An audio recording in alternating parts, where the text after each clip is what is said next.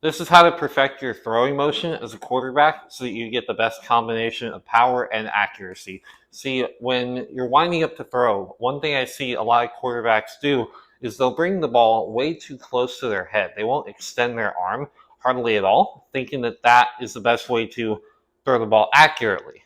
And another thing that they'll do is I'll see quarterbacks bring it way out here, thinking that's how you get the most power, especially when you're trying to throw a deep ball. You know, you wind up and think that that's the best way to do it, when in fact that's wrong. It doesn't matter what kind of ball you're throwing, the best way to do it is to have it somewhere in the middle. I like to think of it as a 90-degree angle with your arm. You like to keep your elbow level with your shoulder, and then the ball will end up somewhere around the top of your head level. And then that way, you get the best power while still being in control of the ball when you follow through.